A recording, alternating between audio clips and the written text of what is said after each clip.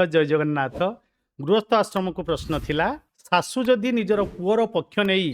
बहु सहित झगड़ा करती ताले बहु कौन करिवो? उत्तर हेउची बहु आग बुझिबा उचित मु अन्य घरु एठाकू आसीछि आउ एमाने सबु एई घरर अधिकारी अटंती सेमाने जाहा करिवे जाहा कहिबे मोर एथिरे सम्मत हेबा आवश्यक अटे कारण मु कोन ए घर को एका चलाई परिबि मु कोन ए घरर दायित्व पूरा नहीं परिबि समस्ते मते तो बड़ मानि नहीं परिबेनी मते देखिकी तो बड़ घर जियो कि अधिक विद्या शिखिछि से पाई केही बड़ मानिबेनी मो योग्यता देखिकी मते बड़ मानिबे मोर जदि योग्यता सेही प्रकार हबो ताले समस्त मुंड मो पाखे नहीं जीव मोर योग्यता नहीं किंतु मते समस्ते सम्मान करो आदर करो मते प्रशंसा करो अरे भाई किछि कले तो करिवे तेणु एक कथा को विचार करबा उचित हबो बहु विचार करबा दरकार ए परिवारर भावना को नै मु चलिबी किंतु जदि ए माने भूल करूचंती न्याय संगत कथा कहूनांती तथापि भी मो भावना को मु अशुद्ध करिवि नाही एमानक ऊपर मु आक्रमण करिविनी काहे कि ना मोहरी जीवन भी नष्ट हबो एई मानिक जीवन भी नष्ट हबो तो मो भावनाटा मु अशुद्ध न करे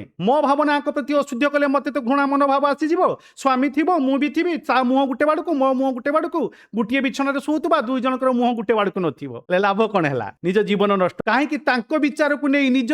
विचार को अशुद्ध कर देले आमे आ जदि प्रकृत रे सासु ओ स्वामी एमाने बहु को दंड दौथांती बहु को कष्ट दौथांती तो बहु बुझिबा उचित कि प्रभु एमाने मते दंड दौचंती कष्ट दौचंती मु कोन करिवि एक तो एमाने मते ठीक कथा कहउचंती मु करि पारुनी हुए तो एमाने भूल कहउचंती मु करि पारुनी दुई रकम हेतिबो ना बहुरो गुटे ठीक कहउतबे मोर आदत सेया नुहे मु अन्य परिवार रु आसीची एमाने को ठीक रास्ता रे मु चली पारुनी किबा मु जो रास्ता रे चलुची एमान को पसंद हो नाही ताले एक कथा विचार करी भगवान को डाकिबा दरकार प्रभु खाली विचार कर देले होबनी ए घर मु छाड़ देई पळी जीवी आमे समस्त पुओ भी विचार कर देबा दरकार नै जे स्त्री को छाड़ देबी स्त्री भी विचार कर देबा दरकार नै जे मु डिवोर्स दे देबी या कोन समाधान ए डिवोर्स